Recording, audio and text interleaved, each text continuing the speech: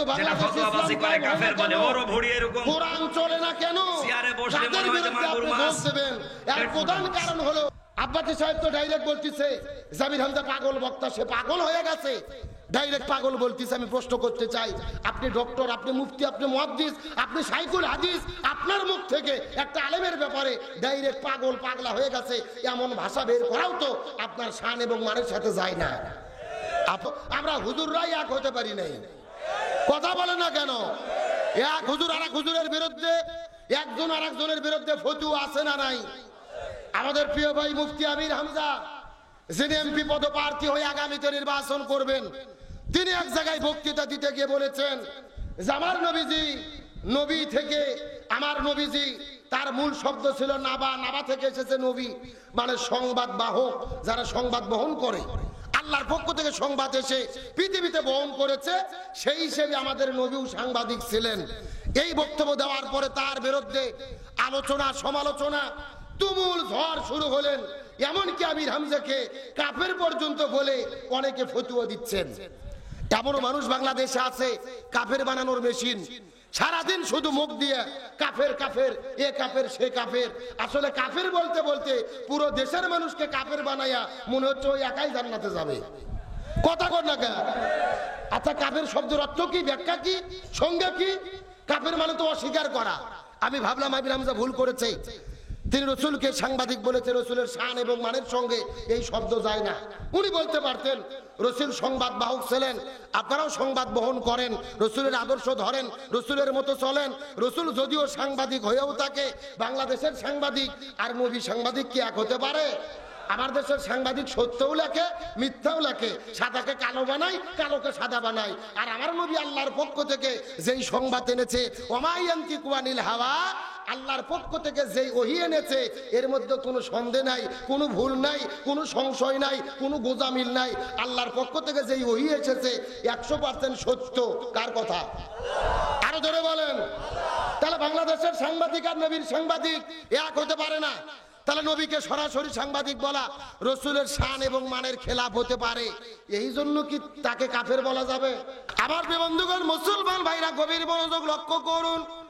ইমাম বুখারী রাহমাতুল্লাহ আলাইহি বুখারী শরীফ লেখার আগে এই জমিনের মধ্যে একটা কিতাব লিখেছিল যেই কিতাবের নাম হলো আল আদাবুল মুফরাদ ওই কিতাবের মধ্যে তিনি বর্ণনা করে বলে 6 প্রকার মানুষদেরকে আল্লাহ হাসরের ময়দানে বিনে হিসেবে জাহান্নামের মধ্যে দেবে তার ভেতরে প্রথম নম্বর প্রকার হলো তারা এই জমিনের ভেতরে নবীকে বাদ দিয়ে অন্য কাউকে যিনি আদর্শ গ্রহণ করেছে তার মানে বোঝা গেল নবীকে বাদ দিয়ে অন্য নেতার আদর্শ গ্রহণ করলে তাদেরকে যেতে হবে কোথায় আরো ধরে বলেন এখন আমি আপনাদেরকে জিজ্ঞাসা করি বলেন তো এই কুড়িগ্রাম উলিপুরের মুসলমান এই কুড়িগ্রাম জেলার ভেতরে নবীকে বাদ দিয়ে অন্য কারো আদর্শ গ্রহণ করেছে এইরকম 2-4 জন লোক আছে না নাই এ গভীর মনোযোগ বোঝার চেষ্টা করেন আমাদের জেলার ভেতরে এমনও লোক আছে নবীকে বাদ দিয়ে যারা বাবার আদর্শ গ্রহণ করেছে বাবাকে কি চেনা যায় কথা কয় না রে বঙ্গবন্ধু চেনেন না জাতির পিতা চেনেন না এ নবীকে বাদ দিয়ে কেউ বাবার আদর্শ গ্রহণ করেছে নবীকে বাদ দিয়ে কেউ স্বামীর আদর্শ গ্রহণ করেছে নবীকে বাদ দিয়ে কেউ চাচার আদর্শ গ্রহণ করেছে নবীকে বাদ দিয়ে কেউ কার্ল মার্ক্সের আদর্শ গ্রহণ করেছে নবীকে বাদ দিয়ে কেউ লেনিন পুতিন ভ্লাদিমির পুতিনের আদর্শ গ্রহণ করেছে নবীকে বাদ দিয়ে কেউ সক্রেটিস প্লেটোর আদর্শ গ্রহণ করেছে তার মানে বোঝা গেল এ উলিপুরের মুসলমান এই জমিনের ভেতরে নবীকে বাদ দিয়ে বাবা চাচা খালু স্বামীর আদর্শ যদি কেউ গ্রহণ করে বিনে হিসেবে তাদেরকে যেতে হবে কোথায় আরো জোরে বলেন তার মানে আমরা যদি জান্নাতের মধ্যে যেতে চাই নবীর আদর্শ ধরা ছাড়া কোনো উপায় নবীর জীবনকে মেনে চলা আল্লাহ ফরজ করে দিলেন 3টা কারণে প্রথম নম্বর কারণ হলো নবী শ্রেষ্ঠ আদর্শ 2 নম্বর কারণটাকে এই সম্পর্কে আমার আল্লাহ তাআলা কোরআনুল কারীমের মধ্যে বলেন ওয়া ইন্নাকা লাআলা খুলুকিন আযীম সূরা কলম 29 নম্বর পারা 3 নম্বর পৃষ্ঠার 12 নম্বর লাইন 4 নম্বর আয়াতে কারিমা তাফসীরে ফি জিলালিল কোরআন আল্লামা সৈয়দ কুতুব শহীদ রহমাতুল্লাহ আলাইহি বর্ণনা করে বলে, তিনি বর্ণনা করে বলেন এই পৃথিবীর ভিতরে হযরত আদম আলাইহিস সালাম থেকে শুরু করে ঈসা রুহুল্লাহ পর্যন্ত যত নবী রাসূল পৃথিবীতে এসেছে, কোন নবী রাসূলের চরিত্রের সার্টিফিকেট আল্লাহ তাআলা দেয় নাই, কিন্তু আমার আল্লাহ তাআলা বলে ওয়া ইন্নাকা লাআলা খুলুকিন আযীম, আমি নবীর জীবনের ভিতরে শ্রেষ্ঠ চরিত্র দান করেছি। আমার নবীদের চরিত্রটা কেমন ছিলেন? আম্মাজান মায়েশা সিদ্দিকার কাছে কিছু সাহাবীরা যাওয়ার পরে জিজ্ঞেস করে বলেন, আম্মাজান মায়েশা সিদ্দিকা, আপনি একটু দয়া করে বলেন তো নবীজির চরিত্রটা কেমন ছিল, জানতে চাই। আম্মাজান মায়েশা সিদ্দিকা বলে, এ নবীর সাহাবীরা রে, তোমরা কি পবিত্র কোরআন পড়ো নাই? সাহাবীরা বলে, হ্যাঁ আমরা কোরআন পড়েছি। সঙ্গে সঙ্গে আম্মাজান চিৎকার করে ডাকতে বলে, সাহাবীরা রে, তাহলে তোমরা মনোযোগ দিয়ে শুনে নাও, পবিত্র কোরআন ছিল যেমন, আমার নবীজির চরিত্রটা ছিল তেমন। জোরে বলেন না সুবহানাল্লাহ। একেবারে পবিত্র কোরআন যা, আমার নবীজির প্র্যাকটিক্যাল লাইফটা, জোরে বলেন সুবহানাল্লাহ। এ কুড়িগ্রাম মণিপুরে মুসলমান গভীর মনোযোগ লক্ষ্য করুন, নালে নবীজির জীবনকে অনুসরণ করে আল্লাহ ফরজ করে দিলেন 3টা কারণে। প্রথম নম্বর কারণ হলো নবী শ্রেষ্ঠ আদর্শ, 2 নম্বর নবী শ্রেষ্ঠ চরিত্র, আর 3 নম্বর কারণটা কি, এই সম্পর্কে আমার আল্লাহ তাআলা কোরআনুল কারীমের মধ্যে বলেন, ওয়া মা আরসালনাকা ইল্লা রাহমাতাল লিল আলামিন। সূরা আম্বিয়া 17 নম্বর পারার 13 নম্বর পৃষ্ঠার 6 নম্বর লাইন 107 নম্বর আয়াতে কারিমা আল্লাহ রাব্বুল আলামিন বলে, এ পৃথিবীর মানুষ, আসমান বলো, জমিন বলো, গ্রহ বলো, নক্ষত্র বলো, জ্যোতিষ্ক মণ্ডলী বলো, নিহারিকা বলো, আমি আল্লাহ তাআলা যতগুলো জগৎ সৃষ্টি করেছি, প্রত্যেকটা জগতের ভেতরে রহমত স্বরূপ আমি আমার নবীকে প্রেরণ করেছি। এ উলিপুরের মুসলমান গভীর মনোযোগ লক্ষ্য করুন, আর আমি আপনাদের বেশি কষ্ট দেব না, শুধু ছোট্ট করে কয়েক মিনিটের মধ্যে মেসেজ দিতে চাই, আমার নবীজিকে আল্লাহ তাআলা কেমন রহমত করে দুনিয়ার মধ্যে প্রেরণ করলেন। আমার নবীজি এই দুনিয়ার ভেতরে এখন পর্যন্ত আগমন করেন নাই। নবীজির মায়ের গর্ভের মধ্যে যেদিন নবীজি অস্তিত্ব লাভ করেছিল, নবীজির বাবার নাম আব্দুল্লাহ, মায়ের নাম আমেনা, নবী যেদিন মায়ের গর্ভের ভেতরে প্রথম অস্তিত্ব লাভ করলেন, অস্তিত্ব লাভ করার পরে আমেনা রাস্তা দিয়ে যখন হেঁটে যাওয়া শুরু করে দিয়েছে, তার শরীরের মধ্য থেকে সুঘ্রাণ বের হয়ে পুরো জমিনের ভেতরে সুঘ্রাণ প্রবাহিত হওয়া শুরু করেছে। আরো জোরে বলেন না সুবহানাল্লাহ।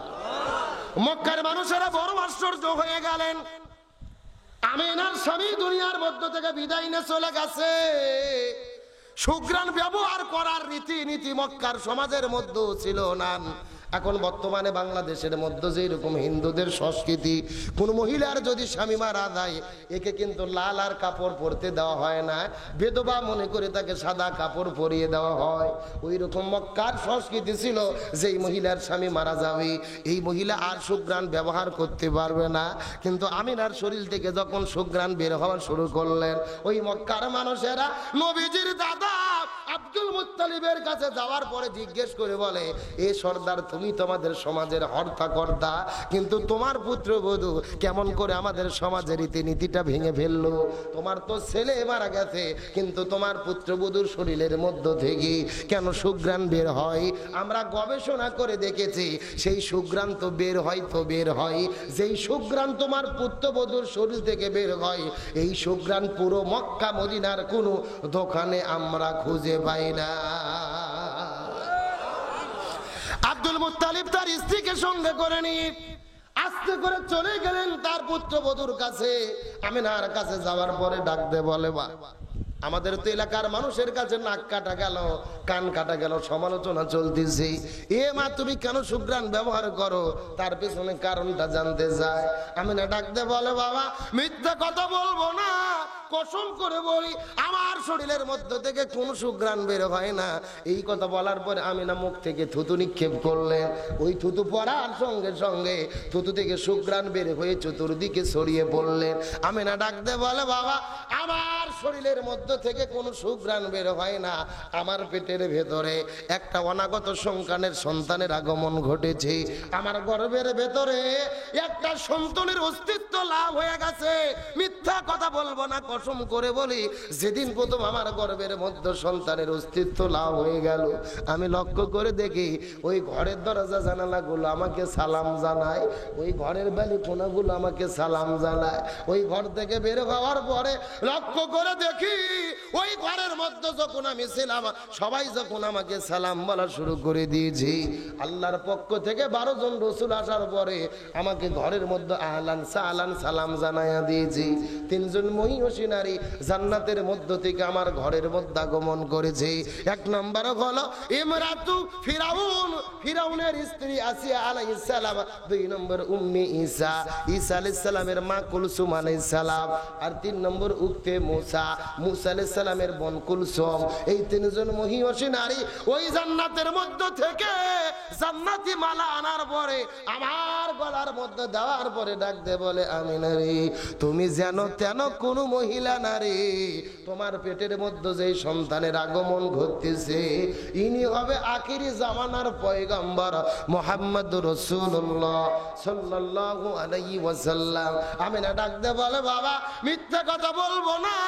কসম করে বলি এই সন্তান পেটের মধ্যে অস্তিত্ব লাভ হয়ে যাওয়ার পরে আমি যখন ঘর থেকে বের হয়ে মক্কা রাস্তায় ঘোরাফেরা করি, ওই রাস্তার বালিকোনাগুলো আমাকে সালাম বলা শুরু করে দিয়েছে। ওই মক্কার পাথরগুলো আমাকে সালাম বলে।